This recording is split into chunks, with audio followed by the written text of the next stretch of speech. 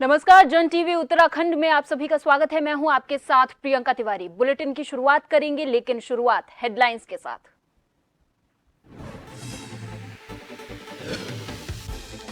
PM Modi का 12 अप्रैल को उत्तराखंड का प्रस्तावित दौरा। ऋषिकेश में जनसभा को कर सकते हैं संबोधित। गढ़वाल की 3 सीटों को साधने पर फोकस।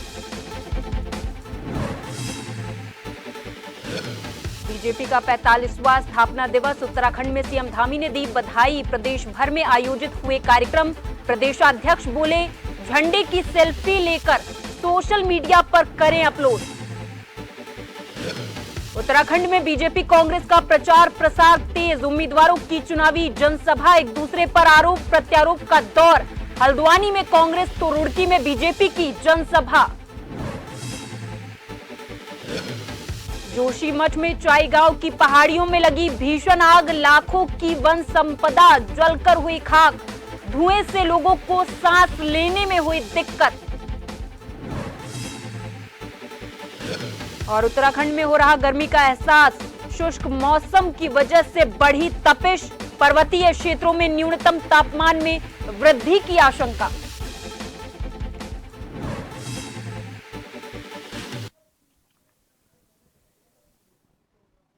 बढ़ेंगे खबरों की ओर। प्रधानमंत्री नरेंद्र मोदी एक बार फिर चुनावी शंखनाद करते हुए नजर आए। इस दौरान उन्होंने जनसभा को संबोधित भी किया। इस दौरान वो उत्तराखंड आने वाले हैं। बताते चले कि प्रधानमंत्री के दौरे को लेकर सीएम पुष्कर सिंह धामी ने जानकारी देते हुए बताया कि प्रधानमंत्री नरेंद्र मोदी का देवभूमि से अटूट लगाव है। प्रधानमंत्री के हृदय में उत्तराखंड बसता है। जब से देश के प्रधानमंत्री के तौर पर मोदी जी ने बागडोर संभाली है, तब से प्रदेश में विकास की बहार आई है। इसलिए प्रदेश की जनता भी प्रधानमंत्री को उतना ही स्नेह करती है जितना कि प्रदेश की जनता मुझे करती है।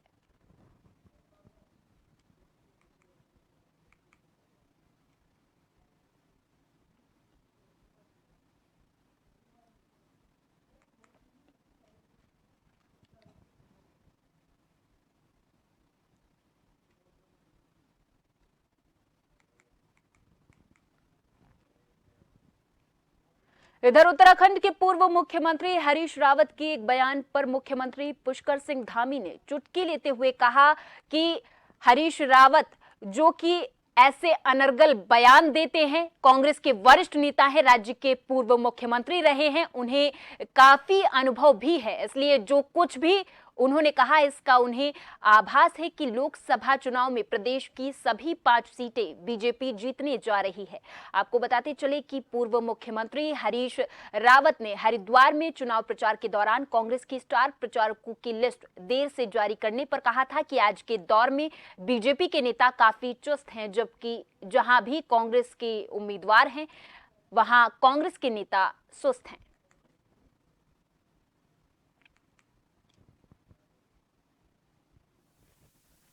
आज के हालात के अंदर ये हमसे ज़्यादा जागरूक हैं। जहां कांग्रेस के उम्मीदवार हैं, हम सुस्त हैं और ये जो है गवाह चुस्त है, क्योंकि ये हमको जगाने का काम कर रहे हैं कि भाई जगो, लगो, लड़ो और जीत हासिल करो। सुस्ती कैसे दूर होगी? इनके सहयोग से और उसको देख करके रंग बदलता है।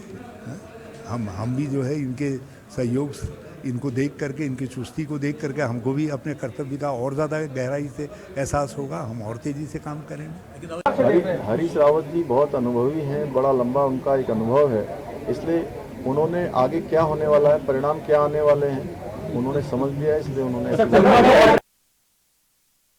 अगली खबर उत्तराखंड के देहरादून से है, जहां पर बीजेपी का स्थापना दिवस बड़े ही धूमधाम से मनाया गया। इस दौरान बड़े ही संख्या में बीजेपी के कार्यकर्ता मौजूद रहे। बताते चले कि बीजेपी के प्रदेश अध्यक्ष महेंद्र भट्ट ने इस दौरान कहा कि आज हम उन करोड़ों कार्यकर्ताओं को याद करते हैं जिनके अथक प्रयासों से पार्टी इस मुकाम पर पहुंची है। साथ ही उन्होंने सभी कार्यकर्ताओं को निर्देश दिया कि सभी अपने घर पर बीजेपी का झंडा लगाएं और सेल्फी लेकर फेसबुक और ट्विटर पर शेयर करें।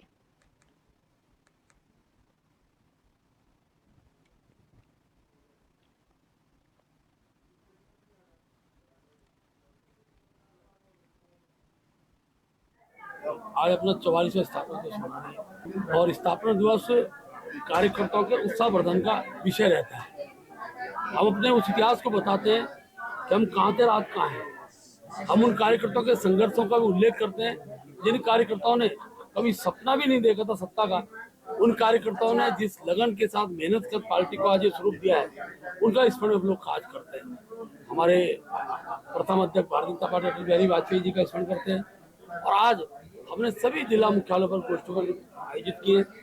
प्रत्येक बूथ स्तर पर कार्यकर्ता अपने घर के ऊपर आज कमल का झंडा लहराएगा, उसकी सेल्फी लेगा, अपने फेसबुक ट्विटर में उसको अपलोड करेगा। और आज ही पार्टी ने जो हमसे अपेक्षा किया है माइक्रो डोनेशन की, मैं मुझ सहित हम सब ने तय किया है कि हमारा बूथ तक का कार्यकर्ता माइक्रो डोनेशन के रूप में 5 रुपए से लेकर और 2000 रुपए तक की धनराशि माइक्रो डोनेशन के रूप में होगी। मैं आज कह सकता हूँ कि पार्टी का स्थापना दिवस, क्योंकि ये चुनाव समर का समय है, तो इस कार्यक्रम में और दृढ़ता के साथ कार्यकर्ता लगेगा। और आज हमने ये भी तय किया है कि वरिष्ठतम जो कार्यकर्ता है उनको हम सम्मानित करेंगे, उनके पास जाएंगे।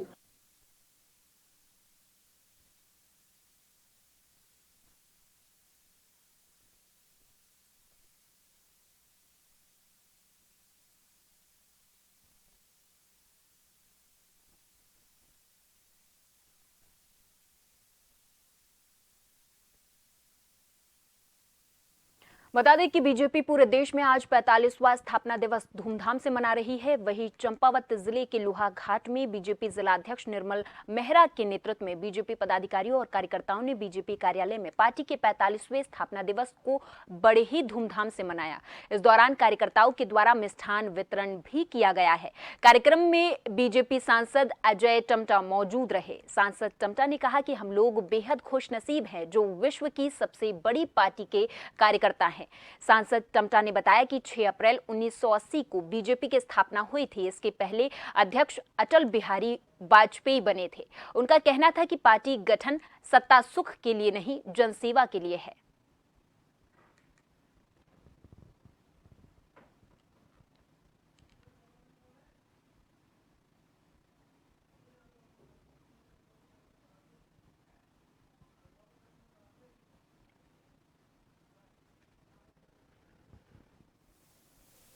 गर्मजोशी के साथ आज स्थापना दिवस का कार्यक्रम मनाया जा रहा है और हर घर में तिरंगा और लाभार्थियों से मिलने का कार्यक्रम भी भारतीय जनता पार्टी के कार्यकर्ताओं द्वारा किया जा रहा है और स्वयं मैं भी इस कार्यक्रम में आज जुटा हुआ हूं।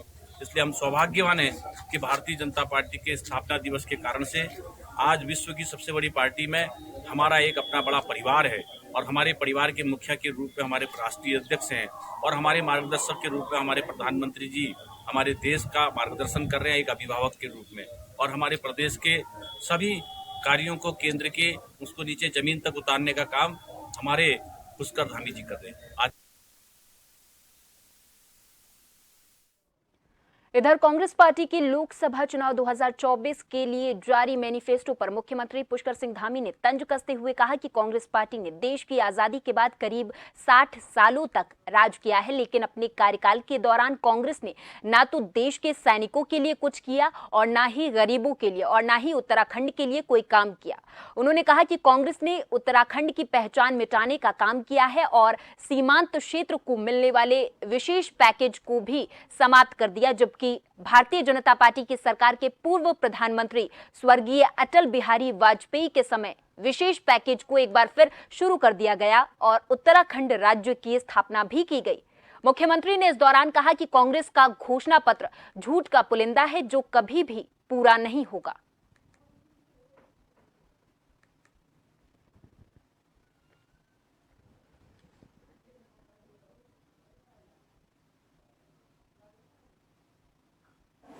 कांग्रेस पार्टी इस देश के अंदर इस देश की आज़ादी के इन 75 सालों में से 60 सालों तक अगर किसी पार्टी ने देश के अंदर शासन किया है तो उस पार्टी का नाम है कांग्रेस पार्टी।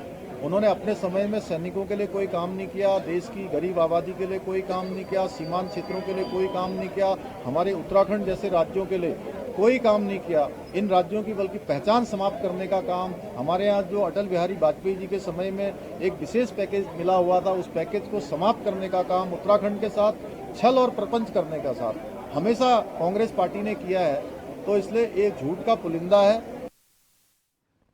इधर कांग्रेस पार्टी के मैनिफेस्टो जारी होने के बाद अलग अलग नेताओं की प्रतिक्रियाएं आना शुरू हो गई हैं। उत्तराखंड सरकार के कैबिनेट मंत्री गणेश जोशी ने कांग्रेस के मैनिफेस्टो पर चुटकी लेते हुए कहा कि उन्होंने कांग्रेस के मैनिफेस्टो को देखा नहीं है, लेकिन उनकी विवेचना है कि कांग्रेस का मैनिफेस्टो लूट, भ्रष्टाचार, परिवारवाद है और जनता उससे ऊब चुकी है। साथ ही उन्होंने गांधी परिवार पर हमला बोलते हुए कहा कि कांग्रेस के 60 साल के कार्यकाल में अकेले गांधी परिवार ने 35 साल तक राज्य किया और देश को ठग लिया, ये जनता जानती है।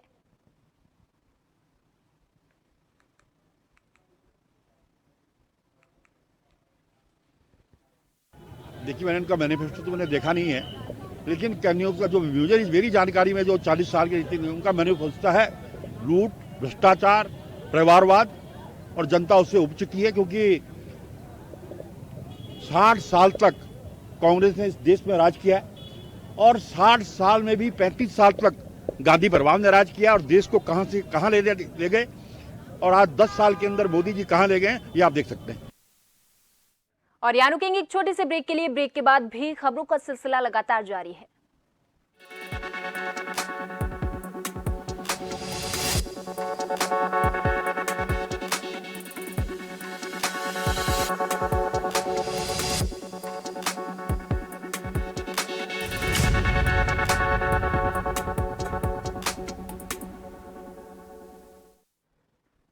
ब्रेक के बाद फिर से आप सभी का स्वागत है। खबरों की ओर रुख करेंगे। जैसे जैसे लोकसभा चुनाव में मतदान के दिन नजदीक आ रहे, वैसे वैसे कांग्रेस और बीजेपी का चुनाव प्रचार और तेज होता जा रहा। हल्द्वानी में चुनावी कार्यालय के शुभारंभ के मौके पर कांग्रेस प्रत्याशी ने बीजेपी प्रत्याशी पर जमकर हमला बोला। कांग्रेस प्रत्याशी प्रकाश जोशी ने कहा कि वर्तमान सांसद प्रत्याशी अजय भट्ट 5 साल में अपनी सांसद निधि में भी जिस तरीके से उन्होंने जो काम किया है वो खर्च नहीं कर पाए। जनता उनसे हिसाब मांग रही है। युवाओं के साथ भी बीजेपी सरकार ने खिलवाड़ किया है।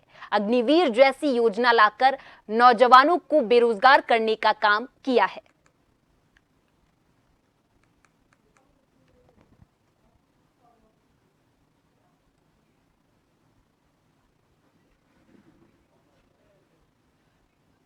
लहर तराई, भावर और पहाड़ों में है। उत्तराखंड में भारी परिवर्तन की लहर है। हम आश्वस्त हैं कि इनकी कुनीतियां जो भारतीय जनता पार्टी की है उस पब्लिक के सामने एक्सपोज हो चुके हैं। भारी मात्रा से हमें चुनाव जीतने वाले हैं। कि महिलाएं बहुत बड़ी मात्रा में इस बार निकल कर आ रही हैं और उनका साफ तौर पर कहना है कि एक बेटी को, हमारे प्रदेश की बेटी को केंद्र सरकार और अजय भट्ट जी उनके लिए एक बार भी नहीं बोले अंकिता भंडारी मुद्दे पर। तो महिलाओं में आक्रोश है महंगाई को लेके, अंकिता भंडारी को लेके। उन्होंने साफ तौर पर इस बार पूरा समर्थन हम देख रहे हैं कि प्रकाश जोशी जी को दिया हुआ है और हमें उम्मीद है कि भारी मात्रा में महिलाएं इस बार उनको विजयी बनाएंगी और एक बार इस बार एक नया और एक अच्छा प्रत्याशी हमारे सामने सांसद के रूप में हमें देखने को मिलेगा। जनता महंगाई, बेरोजगारी से परेशान है। लोगों को मालिकाना हक की लड़ाई है, बिंदु खत्ता की अपनी लड़ाई है, पानी क्षेत्रों में नहीं पहुंच रहा है वो लड़ाई है और इलेक्ट्रल बॉन्ड तो एक बहुत बड़ा मुद्दा है जो भ्रष्टाचार का मुद्दा है। तो आप कर्मचारी हो, पुरानी पेंशन के लोगों की बात हो, हर तरफ त्राहिमाम है जनता। शिक्षा, चिकित्सा और जिस भी आप क्षेत्र की आप बात करते हो तो ये परिवर्तन की लहर है। यहाँ तक कि भाजपा के कई लोग जो हमारे संपर्क में है वो भी ये चाहते हैं कि इस बार परिवर्तन हो, क्योंकि भाजपा की सरकार में किसी भी प्रकार का काम नहीं हुआ। इधर जैसे जैसे चुनाव करीब आ रहे वैसे वैसे ही सभी दलों के नेताओं का चुनाव प्रचार तेज होता जा रहा है। इसी के चलते भगवानपुर और पिरान कलियर विधानसभा में हरिद्वार लोकसभा प्रत्याशी त्रिवेंद्र सिंह रावत का रोड शो हुआ। ये रोड शो प्रत्येक विधानसभा क्षेत्र के हर गांव से होकर गुजरा और कई गांवों में इनका जोरदार स्वागत भी किया गया। इस मौके पर त्रिवेंद्र सिंह रावत ने कहा कि उन्हें हर वर्ग के लोगों का भरपूर सहयोग मिल रहा, जिसके चलते उन्हें ये पूरा यकीन है कि क्षेत्र की जनता आने वाली 19 अप्रैल को उनको भारी मतों से जिताएगी।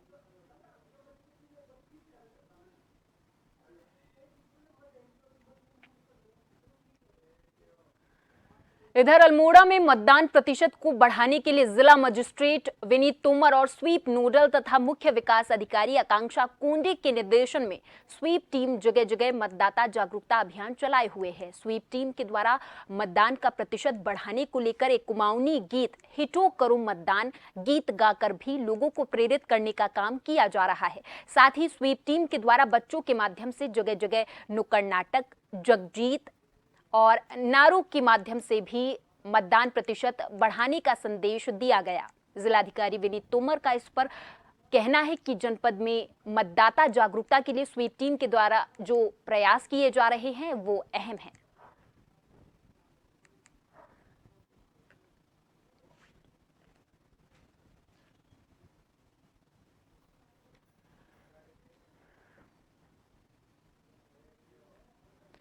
इधर लोकसभा चुनावों की तैयारी के बीच अब निर्वाचन विभाग ने पोस्टल बैलेट के जरिए 85 वर्ष से ऊपर और दिव्यांग मतदाताओं के मतदान की प्रक्रिया को 2 चरणों में किए जाने की रूपरेखा तय कर ली है, जिसमें पोलिंग पार्टियां पोस्टल बैलेट के आवेदन कर चुके मतदाताओं के घर जाकर उनका मतदान कराएंगे। पहले चरण में 8 अप्रैल, 9 अप्रैल और 10 अप्रैल को ये अभियान चलेगा। इसके बाद छूट गए मतदाताओं से पोस्टल बैलेट के दूसरे चरण में 11 अप्रैल, 12 अप्रैल और 13 अप्रैल को मतदान करवाया जाएगा। निर्वाचन नोडल अधिकारी विशाल मिश्रा ने इस दौरान बताया कि लगभग 1555 मतदाताओं के द्वारा पोस्टल बैलेट के लिए 12D फॉर्म भरकर आवेदन किए गए हैं।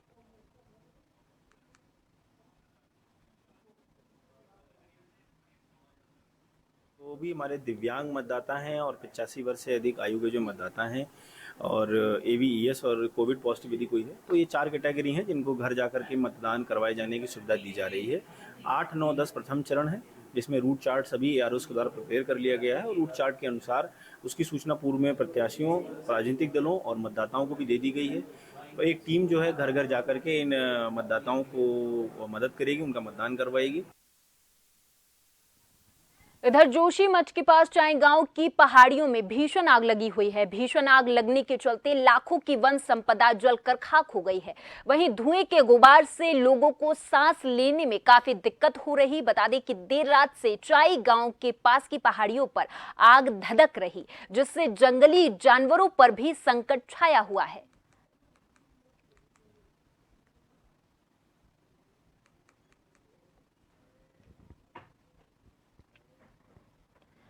डोईवाला विधानसभा के कुड़कावाला क्षेत्र में निर्दलीय प्रत्याशी उमेश कुमार शर्मा ने पहुंचकर जनसभा को संबोधित करते हुए कहा कि कांग्रेस और बीजेपी दोनों ही राजनीतिक दलों ने क्षेत्र की जनता को ठगने का काम किया है।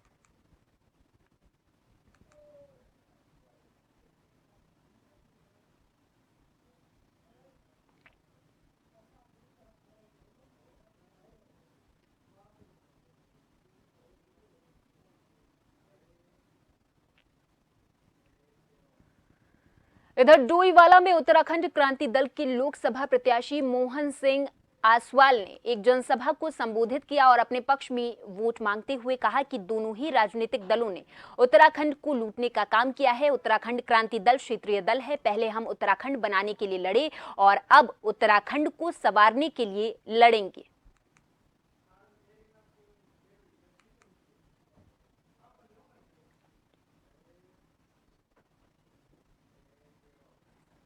मसूरी में कांग्रेस पार्टी के कार्यकर्ता लोकसभा चुनाव को लेकर लगातार रणनीति बना रहे। वहीं कांग्रेस पार्टी ने अपना घोषणा पत्र जारी करते हुए महिलाओं, किसानों और युवाओं को साधने की कोशिश की है। इसे न्याय पत्र का नाम दिया गया है और इस बार देश में कांग्रेस पार्टी अपने सहयोगी दलों के साथ केंद्र में सरकार बनाने जा रही है। मसूरी महिला कांग्रेस की अध्यक्ष जसवीर कौर ने यह दावा किया है। उन्होंने कहा कि कांग्रेस पार्टी के कार्यकर्ता लगातार चुनाव की तैयारी में लगे हुए हैं। कांग्रेस पूरे जोर शोर से और तन मन धन से बिल्कुल तैयारी से लगी हुई है और राहुल गांधी जी, सोनिया गांधी जी के आदेश पर पूरा देश जो है इस बार लोकसभा की तैयारी में जुटा हुआ है और जनता भी इस बार तैयार है कांग्रेस को लाने के लिए, क्योंकि भाजपा के जो जुमले हैं उससे जनता बिल्कुल थक चुकी है और जो उन्होंने झूठे वादे किए वो सब सुन के अब जनता पक चुकी है और इस बार कांग्रेस की सरकार पूरे देश में आ रही है। और उत्तराखंड के इस खास पेशकश में बस इतना ही। आप देखते रहें जन टीवी। नमस्कार।